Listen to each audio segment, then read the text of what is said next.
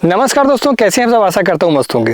दोस्तों, जब भी हम कोई सब्जी वर्गी फसल लगाते हैं, चाहे वो बेले वर्गी हो और चाहे फिर वो हमारी झाड़ीनुमा फसल हो, इन सभी फसलों पर हमें शुरुआती अवस्था पर ड्रिंचिंग करनी होती है। दो ड्रिंचिंग बहुत ही महत्वपूर्ण है और हमने इसके पहले एक वीडियो बनाया था जिस पर हमने आपको खीरा, लौकी, गिलकी यानी कि बेले वर्गी जो फसल होती है हमारी, इन पर हम दो ड्रिंचिंग कौन सी लें जिससे हमारी जो फसल है वो अच्छी चले और उस पर रोग भी ना आए, हमने ये ड्रिंचिंग आपको बता चुकी है। आप चाहे तो उसे आई बटन जाकर देख सकते हैं। आज इस वीडियो पर मैं आपको बैगन की फसल के लिए दो ड्रिंचिंग बताऊंगा और वीडियो के अंत में मैं आपको बताऊंगा एक स्प्रे के बारे में और एक और जैविक तरीका बताऊंगा जिससे कि आप फूड बोरर और सूट बोरर को नियंत्रित कर सकते हैं। तो चलिए दोस्तों, वीडियो शुरू करते हैं। मैं हूं राकेश साहू, आप देख रहे हैं एग्रो जीवन बातें किसान की। यह आपका अपना चैनल है। इस चैनल पर जो भी जानकारी दी जाती है, यदि पसंद आए तो वीडियो को लाइक करें और चैनल पहली बार चैनल को सब्सक्राइब करें। दोस्तों, बेल वर्गी फसलों के लिए अलग ड्रिंचिंग होती है और बैगन जैसी फसल के लिए अलग ड्रिंचिंग होती है। सबसे पहले हम ये समझते हैं कि पहली ड्रिंचिंग हमें किस समय पर करनी चाहिए। जब भी आप बैगन की टीपी करें उसके 10 दिनों के बाद आपको पहली ड्रिंचिंग करनी चाहिए। अब पहली ड्रिंचिंग पर बात यह आती है कि हमें किस किस दवा का इस्तेमाल करना चाहिए और कौन सी खाद का इस्तेमाल करना चाहिए। सबसे पहले मैं आपको बता दूं कि जो हम पानी इस्तेमाल करते हैं वह लगभग हमें 300 लीटर पानी प्रति एकड़ के हिसाब से इस्तेमाल करना चाहिए। लगभग यह हो जाता है, हमने एक अंदाजा करके देखा है। तो दवाओं में हम सबसे पहले फंगीसाइड को डालेंगे और फंगीसाइड में हम लेंगे सीओसी आप ले सकते हैं। उसकी जो मात्रा 1 kg लेंगे आप, या फिर आप रोको की मात्रा 400 ग्राम 300 लीटर पानी के लिए इस्तेमाल आप करेंगे 1 एकड़ के लिए। आपको जितना पानी लगता हो, आप पानी ज़्यादा इस्तेमाल करते हैं तो फिर आप इसकी दवा की मात्रा है उसे वैसा रखें कि आपका 1 एकड़ पर हो जाए। यह बात आप समझ के चलें, ठीक है। तो सीओसी लेंगे या फिर हम रोको लेंगे। उसके साथ में हम लेंगे ह्यूमिक एसिड की मात्रा जो हम 500 ग्राम लेंगे और उसके साथ हम लेंगे 1261 की जो मात्रा है हम 2 kg प्रति एकड़ के हिसाब से आपको लेना होगा। तो हमने जो 3 चीज़ें आपको बताई है, अब इनका हम उद्देश्य जान लेते हैं कि हम ये डाल क्यों रहे हैं। क्योंकि एक हमने आपको बता दी कि ये डालना है, लेकिन आपको ये पता भी होना चाहिए कि हम ये जो चीज़ें हम डाल रहे हैं, ये जो फर्टिगेशन डाल रहे हैं, ये जो हम फंगीसाइड डाल रहे हैं, वह किस लिए डाल रहे हैं। तो सबसे पहले नंबर आता है सीओसी का। तो सीओसी हम जो 1 kg डाल रहे हैं उससे क्या होता है कि जो बैगन की फसल पर बिल्ड की समस्या कभी कभी देखने को मिलती है, जो फंगस संबंधी बिल्ड होती है, उसे कंट्रोल करने के लिए हम सीओसी का इस्तेमाल करते हैं। दूसरा ये कि मिट्टी संबंधी जितने भी रोग होते हैं, जड़ संबंधी जितने भी रोग होते हैं, फंगस जनित जितने भी रोग होते हैं, उसके लिए जो है कॉन्टैक्ट रूप से सीओसी अच्छे से काम करता है, ठीक है। और यह कॉपर ऑक्सीक्लोराइड होता है, तो इससे हमारी पौधे पर जो है कॉपर की मात्रा भी मिल जाती है, ठीक है। तो हम सीओसी का इस्तेमाल करते हैं। दूसरा ह्यूमिक एसिड होता है, तो ह्यूमिक एसिड की मात्रा हम इसलिए इस्तेमाल करते हैं ताकि हमारी जो फसल है वह एक तो ग्रोथ अच्छे से ले, दूसरा क्या है कि उसमें जड़ों की जो ग्रोथ है वो हो जाए। जड़ों की ग्रोथ के लिए ह्यूमिक एसिड का इस्तेमाल करते हैं। यह रूट जोन को डेवलप करके जो पोषक तत्व पहले से उपलब्ध होते हैं यह पौधे को उपलब्ध कराता है, ठीक है। तो ह्यूमिक एसिड की मात्रा हम इसलिए लेते हैं। दूसरा बारेक एसिड लेते हैं। अब बारेक एसिड हम इसलिए लेते हैं, इसमें 12% नाइट्रोजन होता है और 61% फास्फोरस होता है।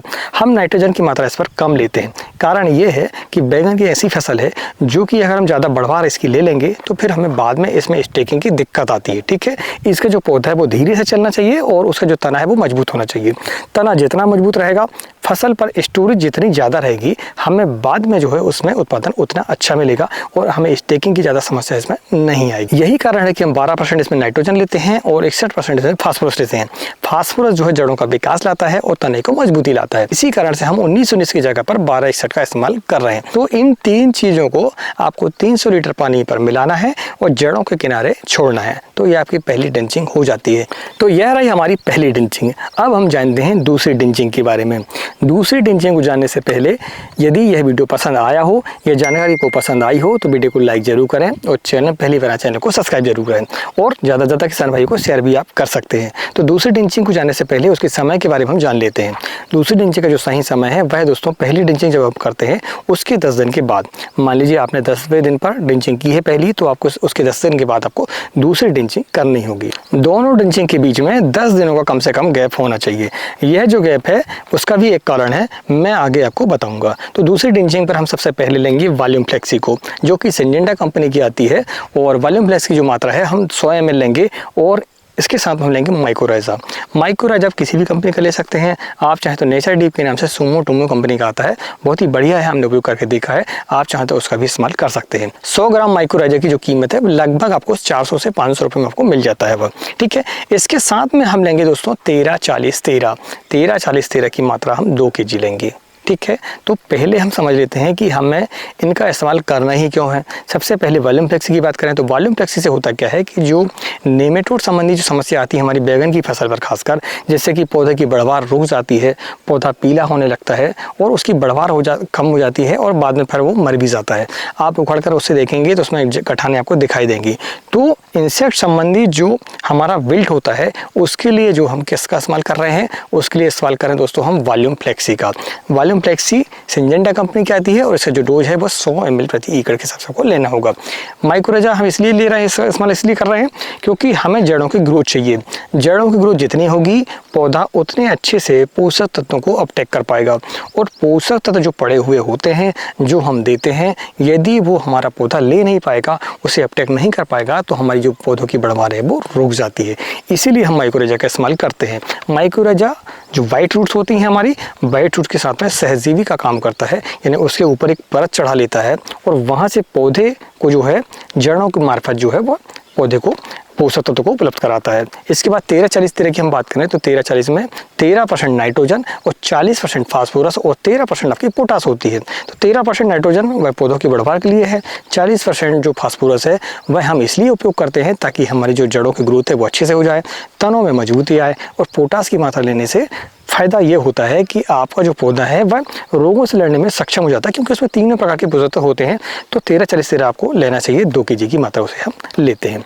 तो यह जो उपयोग करेंगे हम 20वें दिन पर करेंगे, ठीक है, फसल के टीपी के 20 दिन के बाद, या फिर आपने जो पहली ड्रिंचिंग की है उसके 10 दिन के बाद। 10 दिनों का जो गैप हम रखते हैं वह इसलिए रखते हैं क्योंकि हमने इसके पहले इस्तेमाल किया था COC।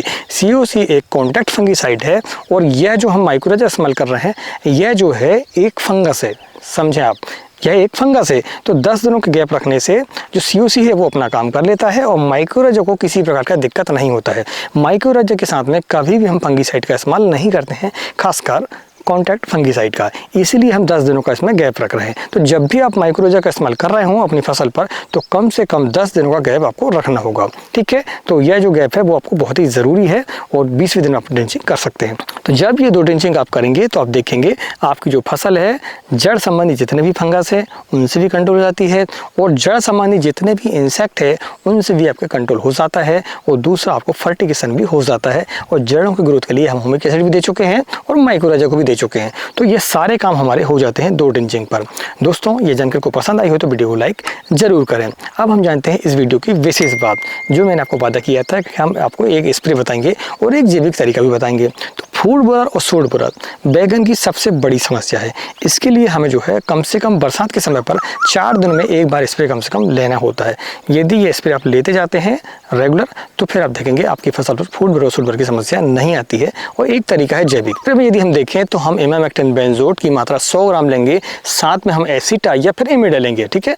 एसिटा लेंगे तो 100 ग्राम लेंगे, इमिडा लेंगे तो 100 ml लेंगे और उसके साथ में हम 19-19 की मात्रा लेंगे 500 ग्राम, ठीक है। 19-19 पर तीनों प्रकार के पोषक तत्व होते हैं तो ये हमारी फसल पर अच्छे से ग्रोथ भी लाएंगे, ठीक है। इसके साथ हम एक फंगिसाइड लेंगे जो कि होगा हमारा साफ फंगिसाइड और साफ फंगिसाइड की मात्रा हम लेंगे 400 ग्राम प्रति एकड़ के हिसाब से। यह जो दवा हमने आपको बताई है यह 200 लीटर पानी के लिए है और 1 एकड़ के लिए है। यदि आपकी फसल छोटी है तो दवा की मात्रा और पानी की मात्रा आपको आधी करनी होगी। जैसे हम देखते हैं कि छोटी फसल अगर होती है तो वह जो दवा है हमें 100 लीटर पानी पर इस्तेमाल करने के बाद पूरा आपका कवरेज हो जाता है, ठीक है। लेकिन फसल जब बड़ी हो जाती है तो वही जो है हमें 200 लीटर पानी का इस्तेमाल करना पड़ता है। इसके बाद हम जानते हैं जो हम जैविक तरीका बता रहे थे फूड बोरर सूड बोरर के लिए, तो उसके लिए फेरोमोन ट्रैप का इस्तेमाल आप कर सकते हैं। फेरोमोन ट्रैप का जब आप इस्तेमाल करते हैं तो जो मक्खी होती है, ठीक है, बोरर की जो मक्खी होती है वह जो है वहाँ पर ट्रैप हो जाती है और आपकी फसल पर बोरर जो है वो कंट्रोल हो जाता है। जब आप 10 फेरोमोन ट्रैप लगाते हैं अपनी फसल पर तो यह जो समस्या आपकी कम हो जाती है। दोस्तों आज की वीडियो में हमने आपको बताया 2 ड्रिंचिंग के बारे में, एक स्प्रे के बारे में और एक हमने आपको जैविक तरीका भी बताया है जिससे आप जो है फूड बोरर और सूड बोरर की समस्या को दूर कर सकते हैं। अगर जानकारी पसंद आई हो तो वीडियो को लाइक करें और इसी तरीके से खेती संबंधी जानकारी के लिए चैनल को सब्सक्राइब करें। मिलते हैं एक नई वीडियो में एक नई जानकारी के साथ, तब तक नमस्कार। जय हिंद, जय किसान, जय जवान।